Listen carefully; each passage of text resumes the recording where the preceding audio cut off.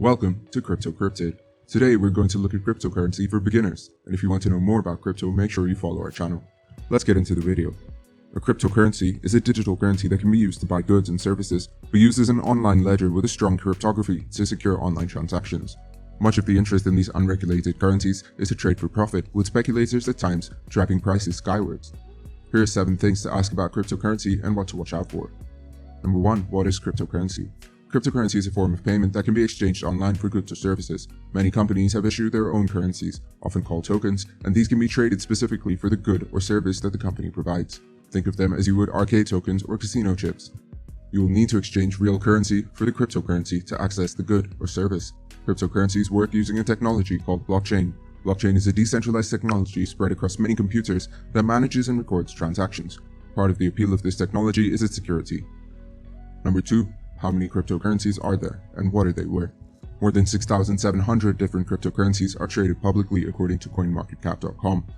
And cryptocurrencies continue to proliferate, raising money through initial coin offerings or ICOs. The total value of cryptocurrencies on April 13, 2021 was more than $2.2 trillion, according to CoinMarketCap. And the total value of all Bitcoins, the most popular digital currency, was pegged at around $1.2 trillion. These are the various largest trading cryptocurrencies by market capitalization as tracked by CoinMarketCap, a cryptocurrency data and analytics provider. Namely, Bitcoin, Litecoin, Ethereum, Ripple, Bitcoin Cash, Monero, Zcash, Dash, Dogecoin, Cardano, Ethereum Classic, EOS, NEO, IOTA, Stellar, Tron, Namecoin, Peercoin, and Next. Number 3. Why are cryptocurrencies so popular? Cryptocurrencies appeal to their supporters for a variety of reasons. Here are some of the most popular. Supporters see cryptocurrencies such as Bitcoin as the currency of the future and are racing to buy them now, presumably before they become more valuable. Some supporters like the fact that cryptocurrency removes central banks from managing the money supply, since over time, these banks tend to reduce the value of money via inflation. Other supporters like the technology behind cryptocurrencies, the blockchain, because it's a decentralized processing and recording system and can be more secure than traditional payment systems. Some speculators like cryptocurrencies because they're going up in value and have no interest in the currency's long-term acceptance as a way to move money. Number 4. Are cryptocurrencies a good investment? Cryptocurrencies may go up in value, but many investors see them as mere speculations, not real investments. The reason? Just like real currencies, cryptocurrencies generate no cash flow, so for you to profit, someone has to pay more for the currency than you did. That's what's called the greater fool theory of investment. Contrast that to a well-managed business, which increases its value over time by growing the profitability and cash flow of the operation. For those who see cryptocurrencies such as Bitcoin as the currency of the future, it should be noted that a currency needs stability. As NerdWallet writers have noted, cryptocurrencies such as Bitcoin may not be that safe, and some notable voices in the investment community have advised would-be investors to steer clear of them. Of particular note, legendary investor Warren Buffett compared Bitcoin to paper checks. It's a very effective way of transmitting money, and you can do it anonymously and all that. A check is a way of transmitting money too. Are checks worth a whole lot of money just because they can transmit money? For those who see cryptocurrencies such as Bitcoin as the currency of the future, it should be noted that a currency needs stability so that merchants and consumers can determine what a fair price is for goods. Bitcoin and other cryptocurrencies have been anything but stable through much of their history. For example, while Bitcoin traded at close to $20,000 in December 2017, its value then dropped to as low as about $3,200 a year later. By December 2020, it was at a trading record level again. This price volatility creates a conundrum. If Bitcoins might be worth a lot more in the future, people are less likely to spend and circulate them today, making them less viable as a currency. Why spend a Bitcoin when it could be worth 3 times the value next year? Number 5. How to buy cryptocurrency. While some cryptocurrencies, including Bitcoin, are available for purchase with US dollars, others require that you pay with Bitcoins or another cryptocurrency. To buy cryptocurrencies, you'll need a wallet, an online app that can hold your currency. Generally, you can create an account on an exchange, and then you can transfer real money to buy cryptocurrencies such as Bitcoin or Ethereum. Here's more on how to invest in Bitcoin. Coinbase is one popular cryptocurrency trading exchange where you can create both a wallet and buy and sell Bitcoin and other cryptocurrencies. Also, a growing number of online brokers offer cryptocurrencies such as eToro, TradeStation, and SoFi Active Investing. Robinhood offers free cryptocurrency trades. Robinhood crypto is available in most but not all US states. Number 6. Are cryptocurrencies legal? There's no question that they're legal in the United States, though China has essentially banned their use, and ultimately whether they're legal depends on each individual country. Also, be sure to consider how to protect yourself from fraudsters who see cryptocurrencies as an opportunity to bilk investors. As always, buyer beware. Number 7. How do I protect myself? If you're looking to buy a cryptocurrency in an ICO, read the fine print in the company's prospectus for this information. Who owns the company? An identifiable and well-known owner is a positive sign. Are there other major investors who are investing in it? It's a good sign if other well-known investors want a piece of the currency. Will you own a stake in the company or just currency or tokens? This distinction is important. Owning a stake means you get to participate in its earnings, while buying tokens simply means you're entitled to use them like chips in a casino. Is the currency already developed, or is the company looking to raise money to develop it? The further along the product, the less risky it is. It can take a lot of work to comb through a prospectus. The more detail it has, the better your chances it's legitimate. But even legitimacy doesn't mean the currency will succeed. That's an entirely separate question, and that requires a lot of market savvy. But beyond those concerns, just having cryptocurrency exposes you to the risk of theft, as hackers try to penetrate the computer networks that maintain your assets. One high-profile exchange declared bankruptcy in 2014 after hackers stole hundreds of millions of dollars in bitcoins. Those aren't typical risks for investing in stocks and funds on major US exchanges.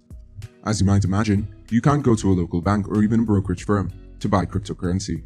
It is still seen as something exotic in the world of financial institutions. Since it's not well understood and it is virtually unregulated, most financial institutions don't want to deal with it. For that reason, it tends to function within its own network. Here are some tips for investing in cryptocurrencies. Number 1. Allocate only a small percentage of your portfolio to cryptocurrencies. You'll have to decide in advance how much of your portfolio you want to allocate to cryptocurrency. With recent advances, particularly in the price of Bitcoin, it can be difficult to make a rational decision. All investing is ruled by a combination of greed and fear, and it may be hard to keep the greed part under control given the advances cryptos have shown in recent years. No matter what, cryptocurrency should occupy only a very small part of your portfolio. Exactly how much is up to you, but you should be wary of investing more than 10 or even 5%. Understand that cryptocurrency is not an investment in the same way as stock is. Much like investing in gold and silver, it doesn't pay interest or dividends. To the degree that cryptocurrency will be a good investment all depends entirely upon its price increasing significantly and staying there for a while. Cryptocurrencies weren't designed to be investments. They are mediums of exchange. They've widely been seen as an alternative to sovereign currencies like the dollar, yen, and euro.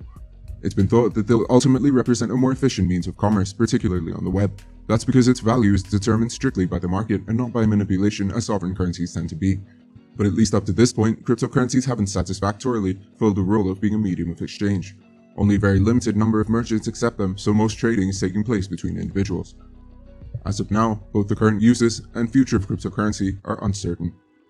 Number 2. Choose your cryptocurrency. This is one of the real complications of cryptocurrency. There isn't just one, but hundreds, maybe even more than 1,000. Complicating the issue is that more are coming online all the time. That has to be counterbalanced by the reality that hundreds of cryptocurrencies have come and gone already, and the whole concept of cryptocurrency started only about a decade ago. Right now, the largest cryptocurrency is Bitcoin. It's also the crypto that's drawing the most attention and investment dollars. In a very distant second position is Ethereum, and then there are others like Zcash, Dash, and Ripple. Given its dominant position, Bitcoin seems to be the most reliable among all the cryptocurrencies available. In fact, Bitcoin has become practically synonymous with cryptocurrency. What's interesting about the connection is that while the media has been carefully following the price action of Bitcoin, some cryptocurrencies have performed even better. Number 3. Choose a platform to buy cryptocurrencies. One of the disadvantages of buying cryptocurrencies is that you cannot get them in all the usual financial places. Banks don't offer them and neither do investment brokerage firms. For the most part, you'll be limited to buying, holding, and selling cryptocurrencies on dedicated cryptocurrency exchanges like SoFi, Gemini, Bitcoin IRA, Robinhood, and others. Number 4. Store your cryptocurrency. Cryptocurrency is typically stored in a cryptocurrency wallet, which can either be a hot or a cold wallet. This is a complicated topic, particularly since there are so many wallets available, but we'll try to boil it down to the basic facts. A cryptocurrency wallet is a software program that stores the private and public keys that connect you to the blockchain where your cryptocurrency exists. Wallets don't actually store your cryptocurrency, but enable you to access it on the blockchain with your public and private key. You must have both in order to complete a transaction. They're called keys because they're used to unlock your cryptocurrency on the blockchain. In addition to enabling you to access, send, and receive cryptocurrency, a digital wallet also provides a record of transactions that are stored on the blockchain, as well as your current balance. There are several different types of digital wallets. Desktop wallets are installed on your personal computer. Since storage is on your own computer, the information is safer than with online wallets. Online wallets are on the cloud and can be accessed from any computer. They're more convenient to use, but your private key is stored online and controlled by a third party. This makes them less secure. Mobile wallets. As the name implies, this type of wallet is an app on your smart device. They have the advantage of being able to be used to make purchases where various cryptocurrencies are accepted.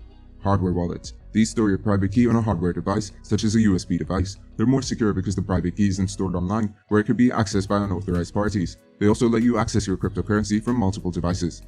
Which digital wallet you choose will depend on your own desire for balance between security and convenience. Some cryptocurrency exchanges also offer digital wallets for your cryptos. You can also use software to track your cryptocurrency just as you would other types of investments. For example, with Personal Capital's cryptocurrency beta, you can input the amount of crypto you own and track it alongside the other assets in your portfolio. That's all for today. If you find the video helpful, please like, comment, and subscribe to our YouTube channel. Stay tuned for more cryptocurrency related news, and I'll see you in the next video.